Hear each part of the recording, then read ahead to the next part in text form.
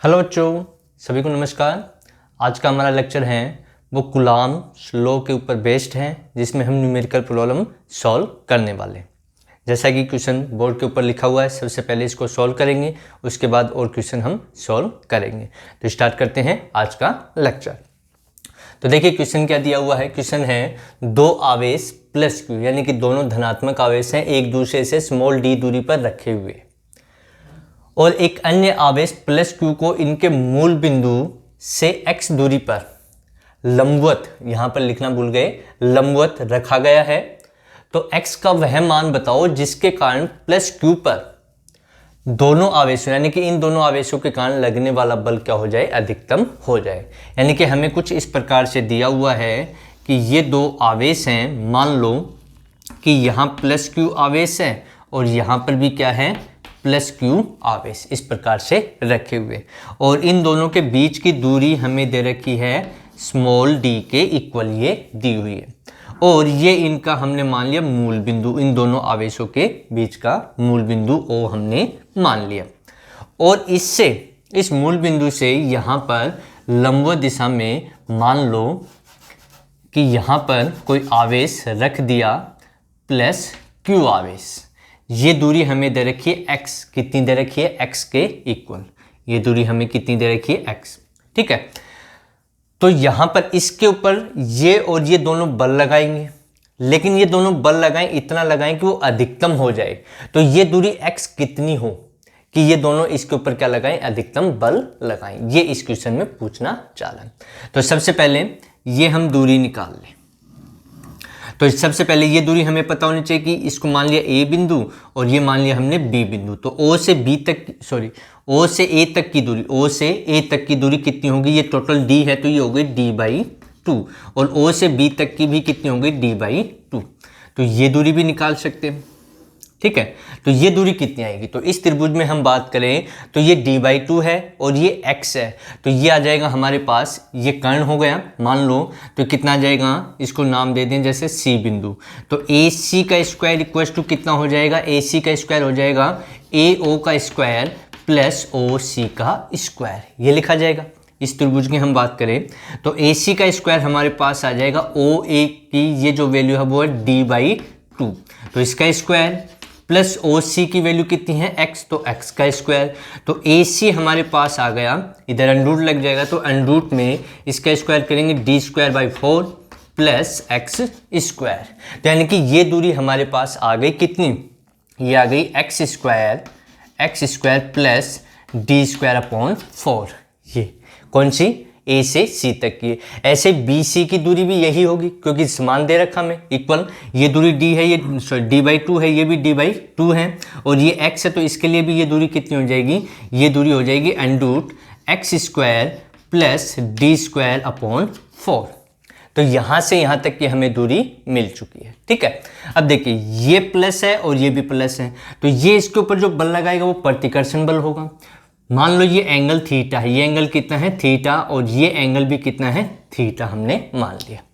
तो ये लगाएगा इस डायरेक्शन में, इसको हमने मान लिया f, कितना लगाया, f लगाया, ठीक है। ऐसे ये दूरी बराबर है, ये दूरी बराबर है, आवेश भी बराबर है, तो ये भी इसके ऊपर बल लगाएगा, वो इस दिशा में लगाएगा, और ये भी किसके इक्वल होगा, f के इक्वल ही होगा, क्योंकि देखो आवेश दोनों समान हैं, यहाँ पर भी समान आवेश Q है, दूरी भी समान है, तो बल भी क्या लगाएंगे, समान लगाएंगे, ठीक है। तो यहाँ से इन दोनों का जो रिजल्टेंट आएगा वो इस दिशा में आ जाएगा, एक बल इधर लगा, एक बल इधर लगा, तो ये एंगल भी थीटा हो गया और ये एंगल भी कितना हो गया, थीटा।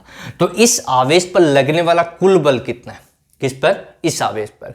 तो इस आवेश पर लगने वाला कुल बल, इसका हम सदिश वियोजन की सहायता से कर सकते हैं। इसका इस दिशा में कंपोनेंट कितना आ जाएगा, F cos थीटा, ऐसे इसका इस दिशा में क्या आ जाएगा, F cos थीटा। यानी कि मैं यहाँ बना देता हूँ इसको इस प्रकार से कि ये हमारे पास एंगल है थीटा और ये एंगल थीटा है, ये बल लगा F और ये लगा बल F इस दिशा में, तो इसका इस दिशा में कंपोनेंट कौन सा आ जाएगा, F cos थीटा, ये आ जाएगा, ठीक है। और इसका भी इस दिशा में कंपोनेंट क्या आ जाएगा, F cos थीटा।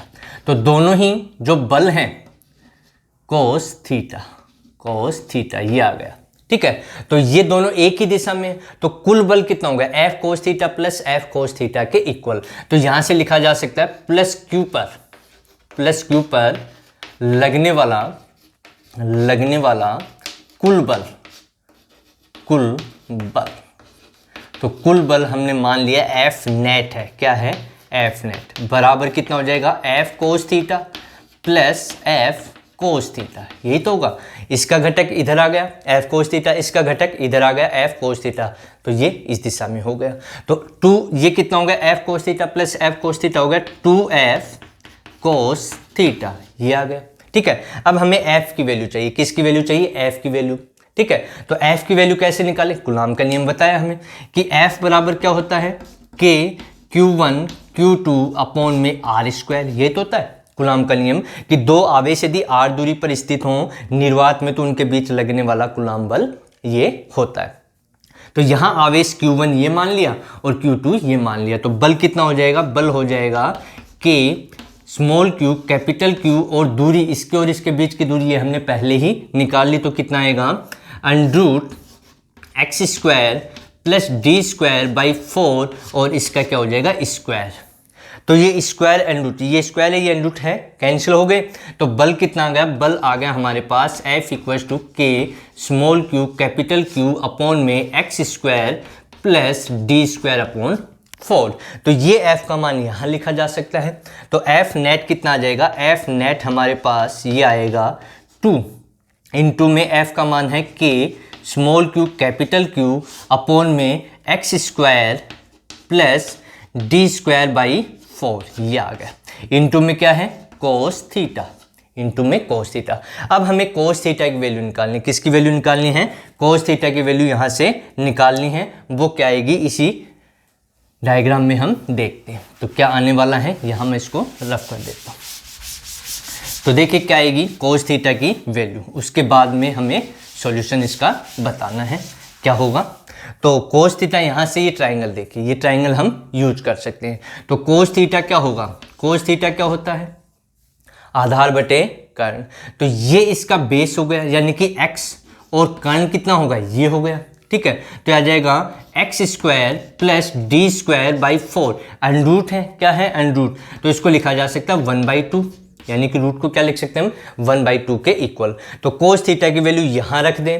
तो एफ नेट कितना आया हमारे पास, एफ नेट ये आया 2 स्मॉल के क्यू अपॉन में x square plus D square by 4 into में कोस थीटा, कोस थीटा हमारे पास x अपॉन में x square plus D square by 4 और इसकी पावर 1/2। अब देखें यहाँ x square plus D square by 4, x square plus D square by 4 same है, लेकिन इसकी पावर 1 है और इसकी पावर 1/2 है। तो टोटल पावर कितनी हो गई 1 + 1/2 3/2 के इक्वल। तो यानी कि हमारे पास जो एफ आया, एफ नेट जो आया वो कितना आया, वो अब हम देखते हैं। इसको मिटा देता हूँ क्वेश्चन को। तो क्या हमें देखने को मिला कि एफ नेट हमारे पास कितना आया। तो यहाँ से इसको रफ कर दें। तो क्या आया है एफ नेट, तो एफ नेट की वैल्यू हमारे पास ये आई, एफ नेट इक्वल्स टू 2 के small Q capital Q into x upon में ये कितनी हो जाएगी 3/2। तो आ जाएगा x square plus D square by 4 की पावर 3/2। ये इसके और इसके कारण इस आवेश पर लगने वाला नेट बल आ गया। हमारा क्वेश्चन यहाँ खत्म नहीं हुआ है। अब हमसे वो कह रहा है कि अधिकतम बल कितना लगे कि x का मान इतना रख दें कि इसके ऊपर लगने वाला बल अधिकतम हो। तो उसके लिए एक कंडीशन है, एक शर्त है कि हमें अधिकतम बल निकालना है। क्या निकालना है, मैक्सिमम अधिकतम बल निकालना है। तो अधिकतम बल के लिए यहाँ लिख देते हैं अधिकतम बल के लिए, किसके लिए, जब बल अधिकतम हो, बल के लिए मैक्सिमम फोर्स के लिए। ठीक है, यानी कि एफ नेट मैक्सिमम के लिए कंडीशन क्या होनी चाहिए, कंडीशन ये होनी चाहिए कि डी एफ नेट और x के रेस्पेक्ट में पूछना है upon D X equal to 0, यानी कि इसका डिफ्रेंशिएशन हम करें किसके सापेक्ष, x के सापेक्ष इसका अवकलन कर दें और उसको किसके इक्वल रख दें, 0 के इक्वल, तो वहां से हमारी x की वैल्यू आ जाएगी। किसकी वैल्यू आ जाएगी, x की वैल्यू आ जाएगी।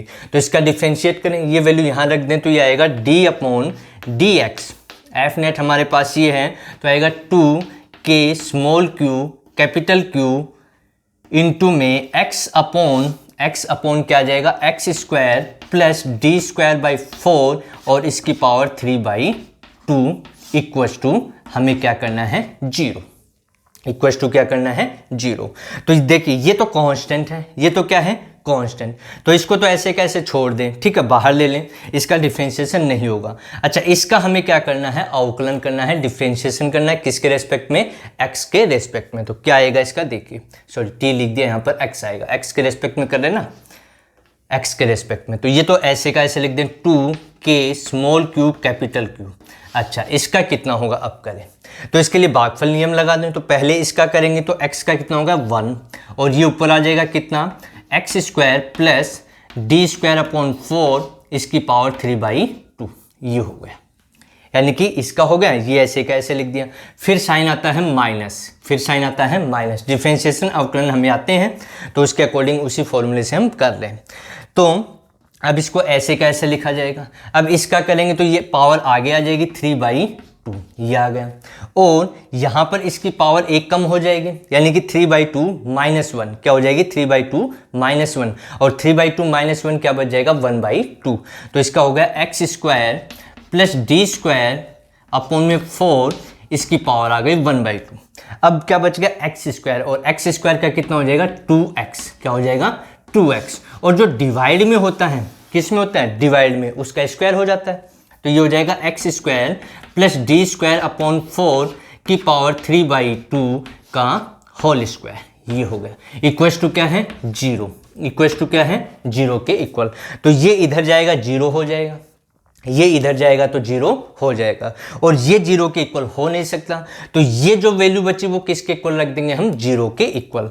तो देखिए इसको इधर 0 से गुणा करेंगे तो नीचे वाली जो टर्म है वो तो क्या हो गई, 0 हो गई, और ये हम 0 कर नहीं सकते क्योंकि k भी कांस्टेंट है, q हमें दिया हुआ है तो ये 0 नहीं। तो ये वाली वैल्यू किसके इक्वल हो जाएगी, 0 के इक्वल, और यहाँ से हमारी x की वैल्यू आ जाएगी। तो क्या वैल्यू आएगी देखते हैं। तो इसको कर दें रफ। तो अब हमें बस कैलकुलेट करना है, और कैलकुलेट करने के बाद हमारा रिजल्ट आ जाएगा। तो यहाँ से हम रखें तो इसको सोल्व करेंगे, आएगा x square plus D square by 4 की पावर कितनी बच गई, 3/2, माइनस ये हो गया 3/2x, क्या हो गया, 3/2x इंटू में 2x, तो 2 से 2 तो कर दिया हमने कैंसिल, x इंटू एक्स क्या हो गया, एक्स स्क्वायर हो गया, इंटू में 3 है तो -3x स्क्वायर, इंटू में क्या बच गया, ये ब्रैकेट वाला x square plus D square by 4 की पावर 1/2, ये वैल्यू किसके इक्वल है, 0 के इक्वल। अब देखिए इन दोनों में हम कॉमन ले रहे हैं, क्या कॉमन ले रहे हैं, x square plus D square by 4 की पावर 1/2 कॉमन ले ली, यानी कि ये जो टर्म थी हमने कॉमन ले ली। तो यहाँ क्या बच गया, यहाँ 1/2 कॉमन ले लिया तो 3/2 माइनस 1/2 कितना बच गया, 3 - 1/2, यानी कि 2/2 इक्वल्स टू 1, यानी कि यहाँ पर ये टर्म बच गई, क्या बच गई, x square plus D square upon 4, ये बच गया। यहाँ से ये कॉमन आ ही गया, ठीक है, तो क्या बच गया, -3x स्क्वायर इक्वल्स टू क्या हो गया, 0। अब ये भी इधर डिवाइड हो जाएगा तो ये भी 0 हो जाएगा। तो ये हमारा बचा, यहाँ x स्क्वायर है, -3x स्क्वायर, तो कितना बचा, -2x square plus D square upon 4 equals to 0। इसको राइट में लेके जाएं तो ये आएगा -2x square equals to -D square upon 4, ये आ गया, ठीक है। अब माइनस से माइनस क्या हो जाएगा, कैंसिल हो जाएगा। ये तो मैथ है, अब क्या है, मैथ बची है, इसको सॉल्व कर सकते हैं आसानी से।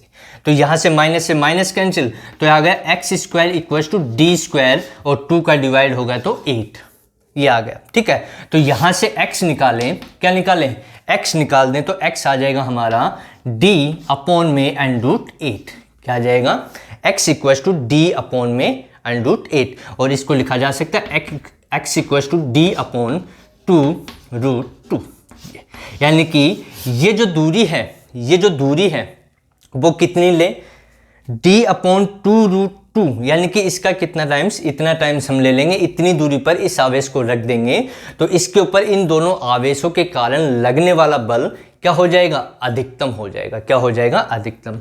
तो ये क्वेश्चन कंपटीशन एग्जाम में पूछा गया है, जिसका ये सिंपल सा इजी सा सॉल्यूशन है। इसमें फिजिक्स भी लग गई, मैथ भी आ गया, कैलकुलेशन मैथमेटिकली हो गई और नियम जो है वो फिजिक्स के, यहाँ पर वेक्टर भी आ गया आपका। ठीक है, तो काफ़ी चीज़ें इस क्वेश्चन में हमें सीखने को मिली है। तो अच्छे से करें इस क्वेश्चन को, और भी अच्छे क्वेश्चन मिलेंगे आपको देखने को, जैसे जैसे मिलते जाएंगे वैसे वैसे आपको सॉल्व करवाते रहेंगे। अब देखिए और आगे हम बात करें कि और क्वेश्चन हमसे क्या पूछा गया है।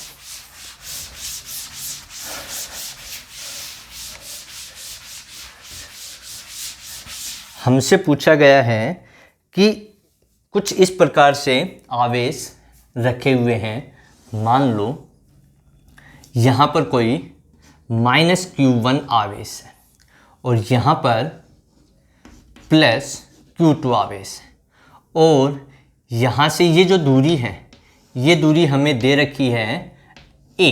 कितनी दे रखी है, A दे रखी है।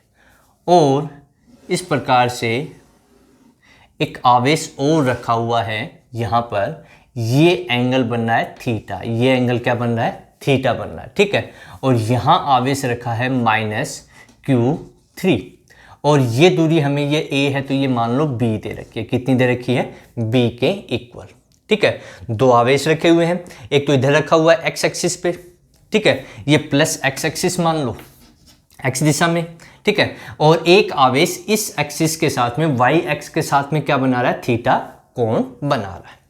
ठीक है, अब क्वेश्चन ये पूछा गया कि इस आवेश के कारण इसके ऊपर बल लगा और ये आवेश भी इसके ऊपर क्या लगाएगा, बल लगाएगा, यानी कि Q1 पर ऐसी स्थिति रखी हुई है। और ये पूछा है कि Q1 पर, -Q1 पर Q2 व +Q2 व -Q3 के कारण +x दिशा में, कौन सी दिशा में, +x दिशा में लगने वाला, +x दिशा में लगने वाला कुल बल है, कुल बल है।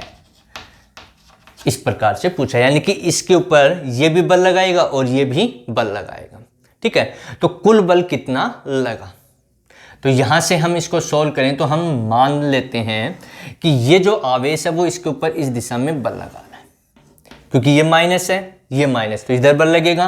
और वो ये कोण थीटा, तो ये कोण भी कितना होगा, थीटा, यानी कि थीटा कोण पे लग रहा है, कितने कोण पर, थीटा कोण पर। इसको हमने मान लिया F2, क्या मान लिया, F2। और ये इसके ऊपर बल लगा रहा है Q2 इसके ऊपर, ये इसको आकर्षित करेगा, ये माइनस है और ये प्लस है, और इसको हमने मान लिया F1, यानी कि F1 की दिशा ये है और F2 इधर लग रहा है। देखिए यहाँ ऋणात्मक है और यहाँ पर भी ऋणात्मक, तो ये जो बल लगाएगा वो इसको प्रतिकर्षित करेगा, तो यानी कि इस दिशा में लगाएगा। कितने डिग्री कोण पर, थीटा, तो ये कोण भी कितना होगा, थीटा हो जाएगा। ठीक है, ऐसे ये धनात्मक है और ये ऋणात्मक है, तो ये आवेश इसके ऊपर बल लगाएगा अपनी ओर, यानी कि आकर्षित करेगा। तो कुल बल कितना लगेगा, क्या लगेगा, कुल बल। तो पहले तो हम F1 F2 का मान निकाल लें, तो F1 कितना आएगा। देखिए इसके और इसके बीच की दूरी कितनी है, A, आवेश है -Q1 और +Q2, तो हमें ऋणात्मक चिन्ह नहीं लेना, दिशा हमें लेनी है। तो ये आ जाएगा K Q1 Q2 अपॉन में A², यानी कि ये बल किसके कारण आया, ये बल F, यहां पर जो था आवेश Q2, क्या, कौन सा आवेश था, Q2 के कारण Q1 पर लगने वाला बल ये आ गया, कौन सी दिशा में, +x दिशा में, +x दिशा में, ये तो हो गया। ठीक है, अब F2 का मान हम निकाल लें, किसका मान निकाल लें, F2 का मान। तो F2 का मान देखिए, एक आवेश Q3 है, एक आवेश Q1 है, तो ये आएगा K Q1 Q3 और इनके बीच की दूरी कितनी है, B, तो B का स्क्वायर, लेकिन इसकी दिशा ये है। ठीक है, तो हमें तो इस दिशा में पूछ रहा है, कौन सी दिशा में, +x दिशा में, ये लिखा हुआ है ना, +x दिशा में बताना है। तो इसका हम क्या करें, कंपोनेंट करेंगे, क्या करें, कंपोनेंट। तो इस बल का इधर कंपोनेंट कौन सा आ जाएगा, F cos थीटा, और इधर क्या आ जाएगा, F sin थीटा, इधर क्या आ जाएगा, F2 है ना, तो F2 आ जाएगा, F2 साइन थीटा। तो ये देखिए, ये तो x दिशा में है ही नहीं, ये वाला x दिशा में है, तो यहां से लिखा जा सकता है F2 का प्लस x दिशा में घटक कितना है, x दिशा में घटक F2 साइन थीटा, यही है। ठीक है, तो अब हम यहां से लिख सकते हैं F2 का मान कितना है, कि Q1 Q3 अपॉन में b स्क्वायर इंटू में साइन थीटा। ये जो घटक है ये कौन सी दिशा में, प्लस x दिशा में। कौन सी दिशा में है, प्लस x दिशा में। तो कुल बल कितना होगा, एक तो ये हो गया और एक ये हो गया। तो Q1 पर, किस पर, Q1 पर कुल बल कितना हो गया, F1 प्लस ये हो जाएगा